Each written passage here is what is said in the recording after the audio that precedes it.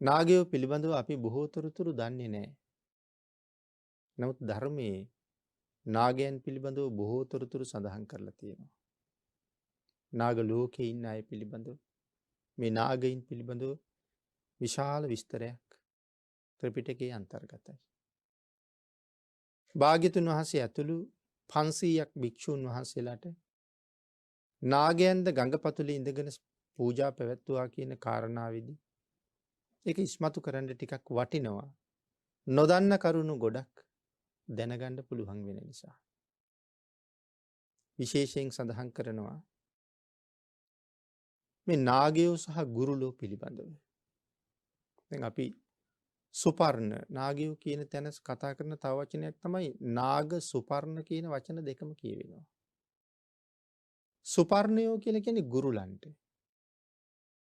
එතකොට මේ ගුරුලෝ උපදින හැටි සඳහන් කරනවා ආකාර හතරෙන්ම ඉපදෙනවා කියලා. මොනවද මේ ආකාර හතර කියන්නේ? අණ්ඩජ, ජලාබුජ, සංසේදජ, ඕපපාතික. ආකාර හතරක් තියෙනවා.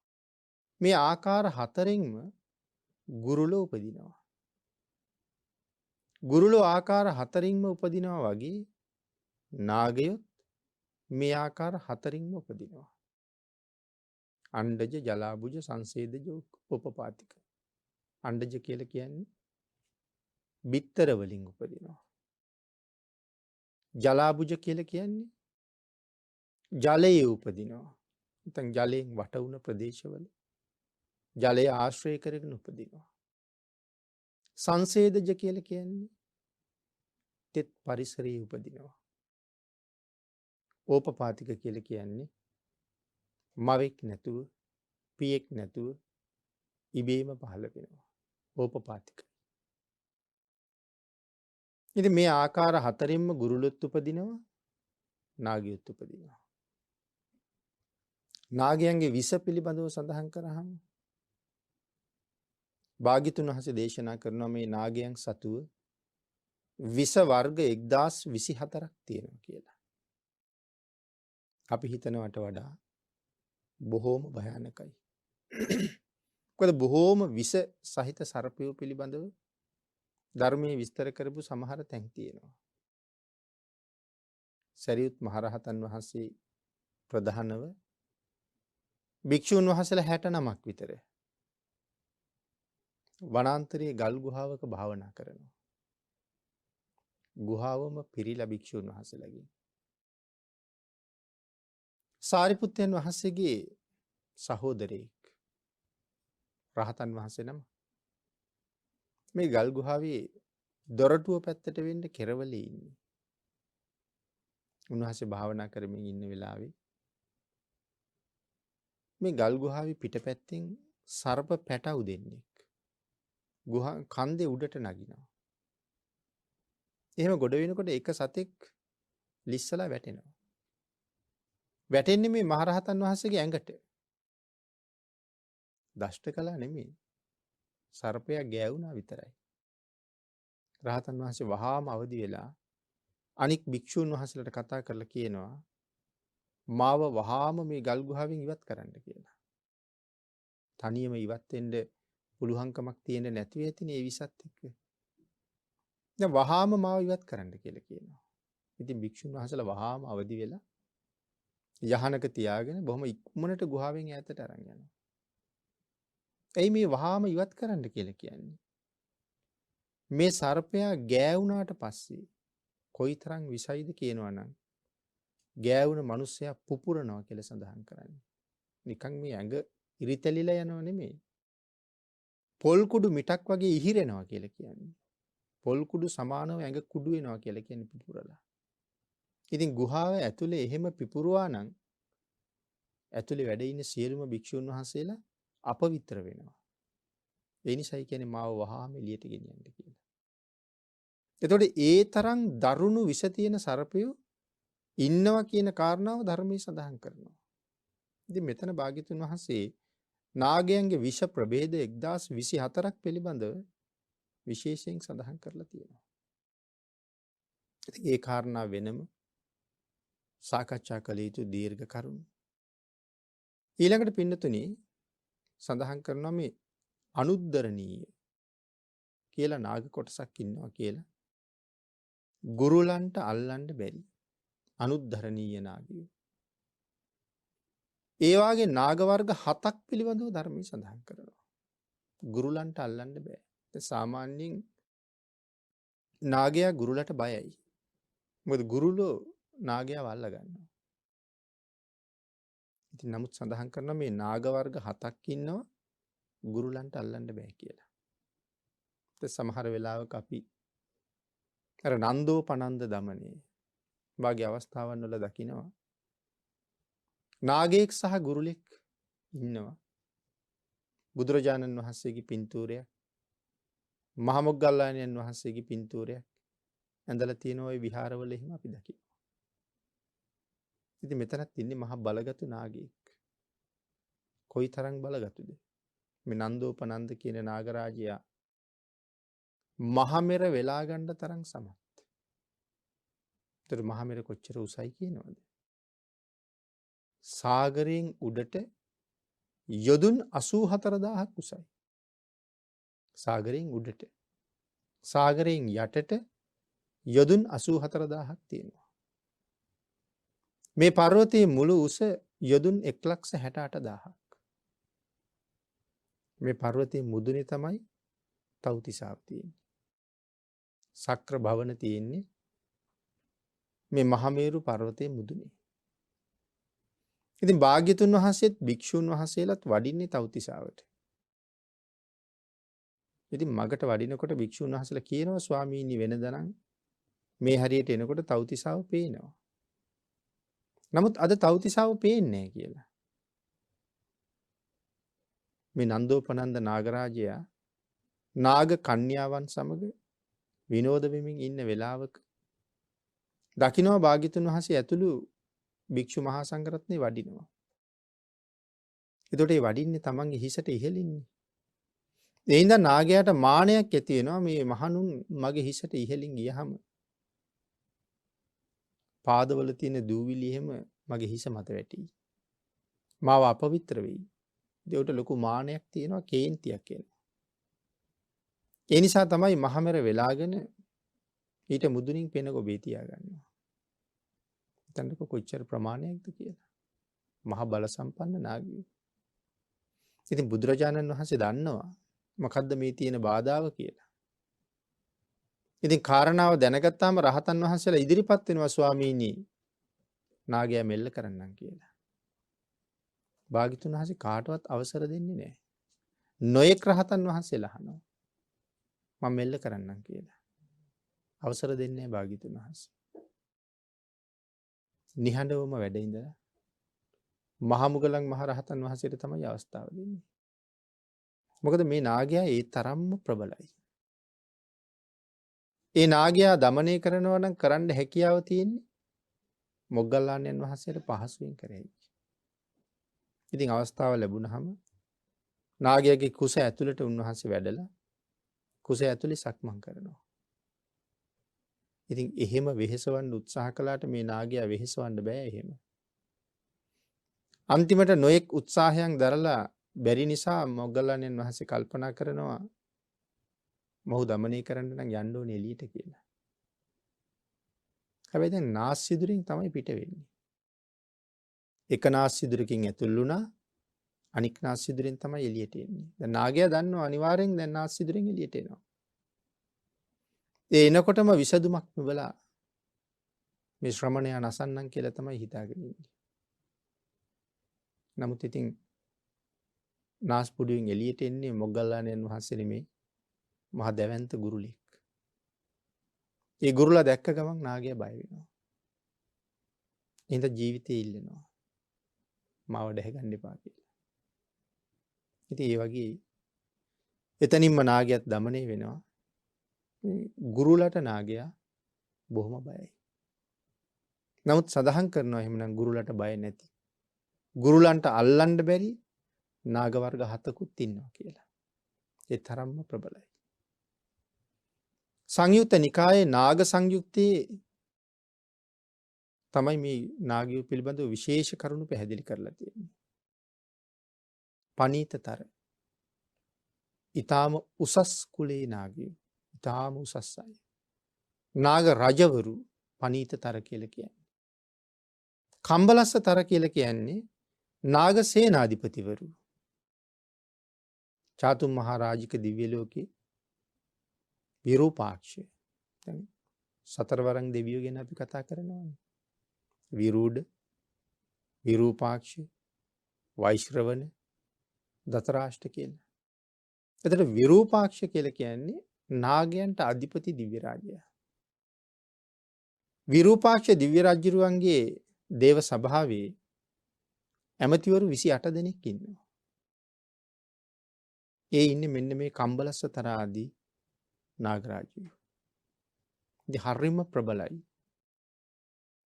ඉතින් සඳහන් කරනවා මේ මහා නාග සේනාධිපතිවරු ගුරුලන්ට අල්ලන්න බැරි ජාතියක්.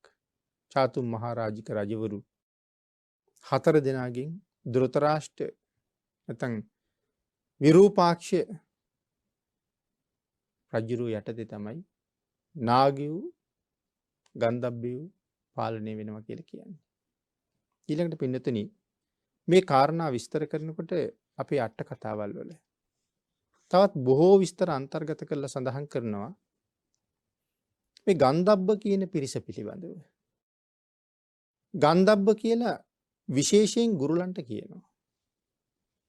දැන් සුපර්ණ කියලත් ගුරුලන්ට කියනවා. ගන්ධබ්බ කියලත් ගුරුලන්ට කියනවා. එතකොට ගුරුලන්ට මේ කාරණාව සම්බන්ධයෙන් නම් කීපයක් පිළිබඳව ධර්මයේ සඳහන් කරලා තේරුම් කරලා තියෙනවා. මේන් සඳහන් කරනවා මේ ගන්ධබ්බ කියන වචනය ආකාර කීපයකින් සඳහන් කරනවා කියලා කියහම ගුරුලන්ටත් ගන්ධබ්බ කියලා කියනවා. එතකොට අපි අහලා තිනවා මේ ගාන්ධර්ව කියලා වචනය. කාටද ගාන්ධර්ව කියලා කියන්නේ?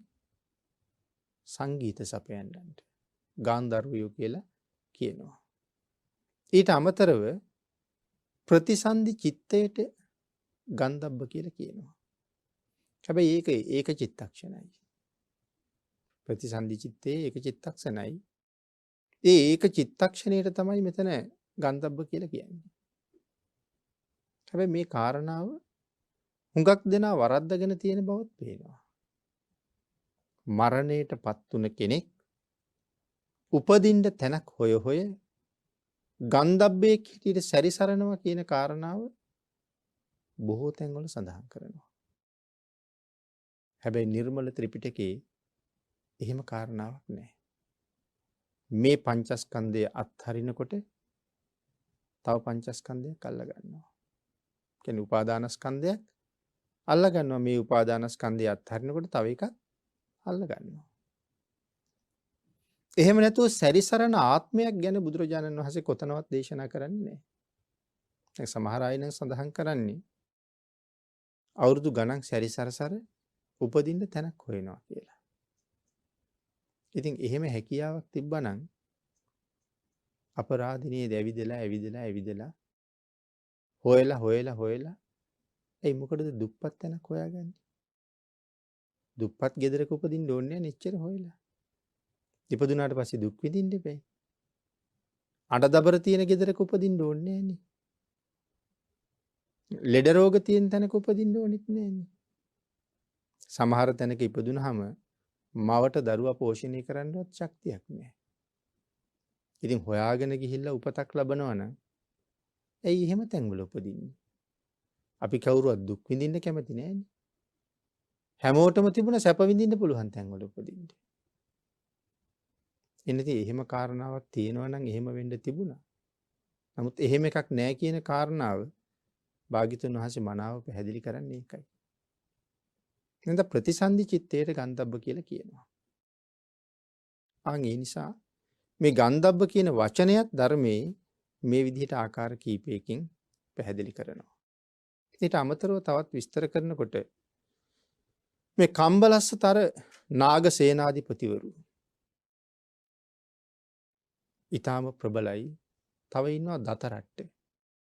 කාටද දතරට්ට කියලා කියන්නේ? නාග රජවරුන්ට. පනීතතර කියලා කියන්නේ ඊටාම උසස්. ඊළඟට දතරට්ට කියලා කියනවා නාග රජවරුන්ට. විශේෂයෙන් සඳහන් කරනවා මේ කම්බලස්සතර, දතරට්ට, පනීතතර මේ ආදී අය ගුරුලන්ට අල්ලන්න බෑ කියලා. අපි මුලින් මතක් කළානේ ගුරුලන්ට අල්ලන්න බැරි නාග වර්ග 7ක් පිළිබඳව ධර්මයේ සඳහන් කරනවා කියලා. ඊළඟට සඳහන් කරනවා මේ සත්ත්‍ය සීදන්තර වාසී සයුරු වලලු 7කින් එහා ඉන්න තවත් පිරිසක් ගැන. ඉතින් අපි අහලත් නෑනේ. සයුරු වලලු 7ක් පිළිබඳව අපි අහලත් නෑ. නමුත් පින්නතේ ධර්මයේ සඳහන් කරනවා මේ සාමාන්‍ය මිනිස්සු වෙච්ච අපිට මේ ලෝකේ පෙනෙන ප්‍රමාණයක් තියෙනවා නොපෙනෙන ප්‍රමාණයක් තියෙනවා. ඒ කියන්නේ අපිට මේ ලෝකේ සම්පූර්ණයෙන්ම පේන්නේ නෑ. අපිට නොපෙනෙන ප්‍රමාණයක් මේ ලෝකේ තියෙනවා.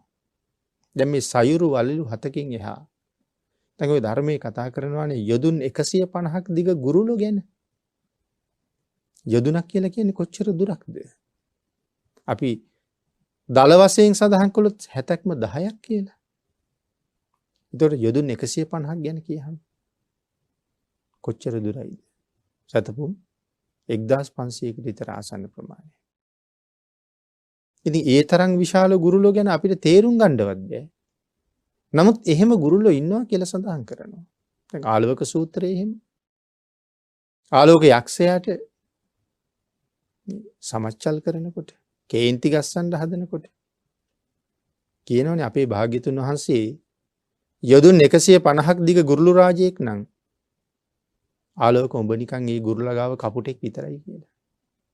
ඒ ආලෝකට කේන්ති ගිහිල්ලා අහනවන්නේ මම වාගේ කෙනෙක් ළඟ මුවලගේ බුදුරජාණන් වහන්සේ කවුද කියලා. එතකොටයි කියන්නේ අපේ භාග්‍යතුන් වහන්සේ යොදුන් 150ක් දිග ගුරුලෙක් නම් ඒ ගුරුලා ළඟ උඹ කපුටෙක් විතරයි කියලා. ඉතින් එතකොට දැඩිසේ කෝප වෙනවා. ඉතින් එතකොට එහෙම ගුරුළු පිළිබඳව සඳහන් කරලා තියෙන මේ සයුරු වලලු 7කින් එහා ඒ ගුරුළු ජීවත් වෙනවා කියලා සඳහන් කරන්නේ. සත්ත්‍ය සීදන්තර වාසී. එතකොට එහෙම ජීවත් වෙන නාගයෙක් ඉන්නවා. කියන කාරණාව පැහැදිලි කරමින් සඳහන් කරනවා පටවිට්ටක කියලා නාග කොට්ටාසයක්. මේ ගුරුලන්ට අල්ලන්න බැරි අය. පටවිට්ටක කියන්නේ පොළොව යට තමයි ජීවත් වෙන්නේ. ඒ නිසා අල්ලන්න බෑ. පබ්බතට්ටක පර්වත උඩ සහ පර්වත යට ජීවත් වෙනවා. පර්වත ඇසුරු කරගෙන. ඒගොල්ලන්ට කියන පබ්බතට්ටක කියලා. විමානට්ටක කියලා කියන්නේ විමාන ඇතුලේ ජීවත් වෙනවා. ඒ විමාන කියලා කියහම එහෙම විමාන අහසෙත් තියෙනවා කියලා සඳහන් කරනවා. නමුත් අපිට පේන්නේ නැහැනේ. විමානට්ටක නාගයෝ. ඊළඟට සඳහන් කරනවා පනීතතර.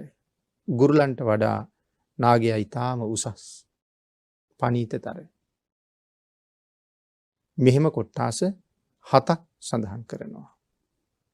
පබ්බතට්ටක, විමානට්ටක, පටවිට්ටක, සත්ත්‍ය සීදන්තර වාසී, දතරට්ටක, කම්බලස්සතර, පනීතතර.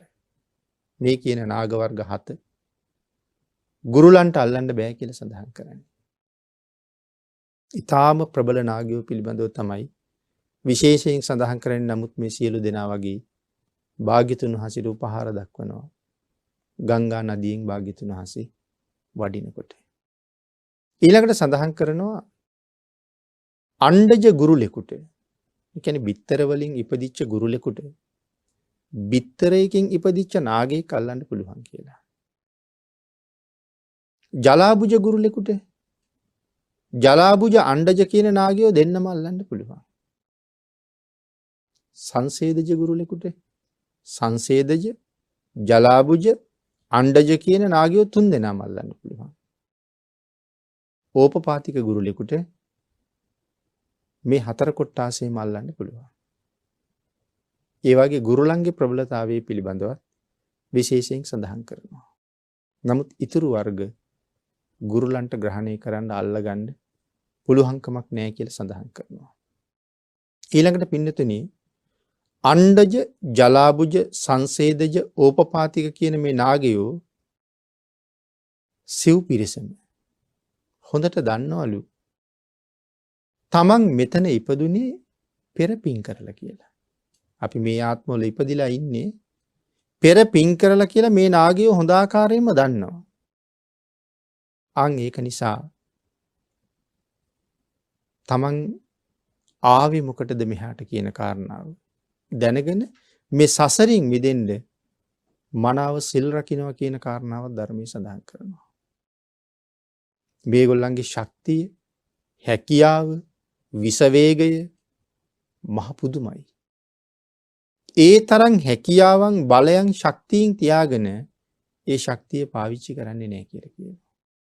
අපිට ලොකු දෙයක් හිතන්න අවස්ථාවක්. ඒ තරම් හැකියාවන්ගෙන් පිරීලා ඉඳගෙන තමන්ගේ හැකියාවන් පාවිච්චි කරලා තව කෙනෙකුට පහර දෙන්න යන්නේ නැහැ. තව කෙනෙක් බය කරන්න යන්නේ නැහැ. තව කෙනෙකුට කරදර කරන්නේ නැහැ. ඇයි? සංසාරයෙන් එතර වෙන්න ඕනේ හින්දා. ප්‍රඥාවන්තයි. පෙර පින් කරලායි මෙතෙන්ට ආවි.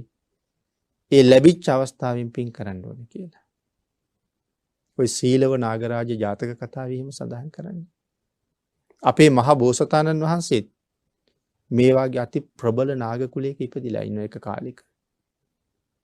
කොච්චර ප්‍රබලද කියනවනම් ඒ නාගයාගේ එක බැල්මකින් දහස් ගණන් දසදහස් ගණන් විනාශ කරන්න පුළුවන්. ඒ දෂ්ට කළනේ බලන්න විතරයි ඕනේ. ඒ තරම්ම ප්‍රබලයි. ඒ තරම් ප්‍රබලව ඉපදිච්ච මේ නාගරාජයා තමන්ගේ හැකියාව පාවිච්චි කරන්නේ නැති නිසා දර කඩන්න ගියපු මිනිස්සු දරමිටිය බඳින්නත් පාවිච්චි කළා කියනවා. නමුත් අර හැකියාව ප්‍රයෝජනෙට ගත්තේ නැහැ. මොකද තමන් පව් කරගන්න ඕනේ නැහැ, ඉවසනවා. හැකියාව තියෙන ප්‍රඥාවන්තයෝ එහෙමයි. හැබැයි ප්‍රඥාව නැත්තම් තමන් ප්‍රගුණ කරගත්ත නොයෙක් ශිල්ප ශාස්ත්‍ර පාවිච්චි කරනවා තමන්ටම නිරේට යන්න. අර එහෙම අවස්ථා ධම්මපද පාළියෙත් බොහොම පැහැදිලි කරනවා. අර ඉලක්කයට ගල් විදින්න ඉගෙන ගත්ත කෙනෙක් උගත් ශිල්ප ශාස්ත්‍රයේ නිරේට පාවිච්චි කරපු කෙනෙක් හැටියට හඳුන්වන්නේ. ඉලක්කයට ගල් විදින්න පුළුවන්. හැබැයි ඒක ඉගෙන ගන්නවා. ඉගෙන ගන්නකොට ගුරුවරයා මෙයාට නොඑක් අවස්ථාවන් වල යාඥා කළාට, ඉල්ලීම් කළාට ශාස්ත්‍රයේ උගන්වන්නේ නැහැ. ඉතින් ශාස්ත්‍රයේ උගන්වන්නේ නැති වුණාට මොහු ළඟ ඉඳලා බැල මෙහෙවරකම් කරලා අම්මට උපස්ථාන කරලා මේ නොයෙක් දේවල් කරලා කොහොම හරි ඒ ශාස්ත්‍රයේ උගන්වන්න කැමති කරවගන්නවා. ශාස්ත්‍රයේ උගන්වලා ඉවර වෙලා ගුරුවරයා අහනවා, දැන් ඔබ මේක පරීක්ෂා කරන්නේ කොතනද? ඊට පස්සේ කියනවා කිසියම් තැනක මිනිහෙක් හරි ගවයෙක් හරි යොදාගෙන පරීක්ෂා කරන්නම් කියලා. එතකොට කියන එපා. ගවයෙක් මැරුවොත් මෙච්චර දඩ, මිනිහෙක් මැරුවොත් මෙච්චර දඩ. එතන ඔබට දඩ ගෙවන්න වෙන්නේ නැහැ නේ. දඩ ගෙවන්න සල්ලි නැහැ. ඒ හින්දා එපා එහෙම කරන්න. දැන් මොහු ඊට පස්සේ දැන් තමන්ගේ ශිල්ප පරීක්ෂා කරන්න යනවා. යනකොට මොහුට දකින්න ලැබෙනවා පසේ බුදු කෙනෙක්. කල්පනා කරනවා මොහුට නම් අම්මලා තාත්තලා නැහැ. එහෙනම් මොහු ඉලක්ක කරගෙන මගේ ශිල්ප පරීක්ෂා කරන්න පුළුවන්. ගල් කැටයක් අරගෙන මේ ඇඟිල්ලෙන් විදින්නේ ගල්. අතකුරු ගසනවා කියලා කියන්නේ. හරියටම පසේ බුදුරජාණන් වහන්සේගේ කන් සිදුර ඉලක්ක කරලා ගලක් විදිනවා. මේ කණින් ඇතුල් වෙලා ඊළඟ කණින් පිට වෙනවා. දරා ගන්න බැරි දැඩි වේදනාවක් දැනෙනවා. පිණිසිඟා වඩින්න එක නතර කරනවා. අහසින්ම කුටියට වැඩලා පසේ බුදුරජාණන් වහන්සේ පිරිනොම් පානවා. අපේ ආර්යයන් වහන්සේ අද පිණ්ඩපාතේ වැඩි නැත්තේ ඇයි? ගමේ මිනිස්සු හොයාගෙන යනවා කුටියට. යනකොට භාග්‍යතුන් වහන්සේ පිරිනොම් පාලා. බොහෝ දෙනා විලාප කී අඬනවා. මේ වැල නොකැඩි පිරිස කුටියට යන නිසා අර අතකුරු ගහපු ගෙනත් යනවා. ගිහිල්ලා ඔහුත් බලලා කියනවා මේ ශ්‍රමණයා ඊයේ මැරුවේ මමනේ කියලා කියනවා. වාණ්ඩකෝ අඥානකමේ තරම ඉලක්කය ගත්තේ කාටද? ඊළඟට තමන්ම මැරුවා කියලා කියනවා. මිනිස්සු අන්තිමට අල්ලගෙන ගහලම මරනවා. ඉතින් තමන් උගත් ශාස්ත්‍රයේ මෙලවයි පරලොවයි දෙකයිම පරිහානියට යොදාගත්තේ.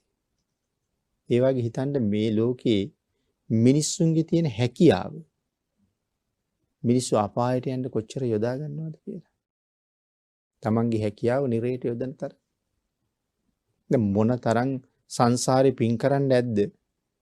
මුලින්ම තුවක්කුව හදපු කෙනා. ඒක පොඩි ඥානයක් නෙමෙයිනේ. මුලින්ම බෝම්බය හදපු කෙනා. කොයිතරම් ඥානවන්තද? පොඩි උපකරණයක් තුලින් සතපොම් ගානක් ඈතට වෙඩි උණ්ඩයක් යවන්න තරම් හැකියාව. කොහොම නුවණකින් කල්පනා කරලා කරන්නේ? එතකොට එයාට ඒ නුවණ ලැබුණේ කොහොමද? සසර කරපු කුසල් නිසානේ. නමුත් ඒ කුසලය යොදලා තියෙන්නේ තමන්ගේ දියුණුවට නෙමෙයි තමන්ගේ විනාශයට. ලෝකේම විනාශයට යොදලා තියෙන්නේ. එතකොට දැන් ඒක රටකට ප්‍රහාරයක් එල්ල කරාම මුළු රටක් විනාශ කරන්න පුළුවන් අවියාවිද නිපදවපු අයට මොන නුවණක් ඇද්ද? ඒ අය ඒ පැත්තට යමු වෙන්නේ නැතුව ඒ අය මේ භාග්‍යතුන් වහන්සේගේ දේශනාව පැත්තෙන් ඉහළට යන්න යමු වුණා නම් සමහරලාට රහත් වෙලා ඉනවතින්නේ. නමුත් ඒක යහපතට නෙමෙයි අයහපතට යෙදිලා තියෙන්නේ. නමුත් සිල් රකින්න නිසා මේ ගෝර කටුක සංසාරෙන් එතර වෙන්න ඕන නිසා තමන් සන්තක තමන්ගේ හැකියාව කොච්චර තිබුණත් ඒක තමන්ගේ ආරක්ෂාව උදෙසාවත් පාවිච්චි කරලා නැහැ.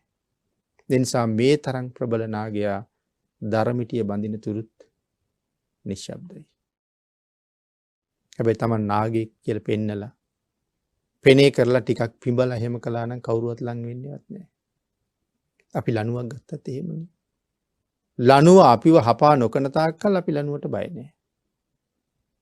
හැබැයි හපා කරනවා නම් අපි ලණුව අල්ලන්න හරි බයයි. ඉතින් ණයත් දෂ්ට නොකරන තාක්කල් බය වුණේ නැහැ. නමුත් ඉතින් ධර්මිටියේ තියලා ගැට ගන්නකොට කොච්චර වේදනාවයිද? ඒ තරම් වේදනාව ඉවසන්නේ මේ සංසාරයෙන් එතර යන්න ඕනේ නිසා. ඒින්ද තමන්ගේ හැකියාව පාවිච්චි කළේ නැහැ කියලා සඳහන් කරනවා සංසාරේ කෙරවල කරන්න ඕනේ හින්දා. ඒ නිසායි මම සඳහන් කළේ අපිටත් නොඑක් ආකාරයේ හැකියාවන් තියෙනවා. ඒ හැකියාවන් මට අනර්ථයේ පිණිස නම් හේතු වෙන්නේ. ඒක භාවිතා නොකරම තමයි ඉන්න ඕනේ. ඒ වාගේ කාරණා රාශියකුත් අපිට හිතන්න මේ තැන්වල කරුණු සඳහන් වෙලා තියෙනවා. ඊළඟට පින්නතුනි සඳහන් කරනවා මේ හුඟක් තියෙන දේවල් අපිට පැහැදිලි කරපුවා භාග්‍යතුන් වහන්සේ ටිකක් අහලා හුඟක් හිතන්න තියෙන තැන්. බණ අහනකොටත් එහෙමයි. ටිකක් අහලා හුඟක් හිතන්නයි තියෙන්නේ. මොකද සියලුම කාරණා දේශනාවක් තුළින් විස්තර කරන්න බෑනේ. මේ වාගේ හැකියාවන් තියෙන කෙනෙක් සසරෙන් එතර වීම සඳහා තමන්ගේ හැකියාව පාවිච්චි කළේ නැහැ කියලා කියහම ඒක ඔස්සේ අපිට බොහෝ දේවල් හිතන්න පුළුවන් වෙන්න ඕනේ. එහෙම හිතන්න පුළුවන් කෙනෙකුට තමයි මේ සසර කෙරවල කරන්නත් පහසු. ඉතින් මේ අතිරේක කාරණාවක් නාගයෝ පිළිබඳව දැනගන්න සිහිපත් කරන්න යෙදෙන කෙටියෙන්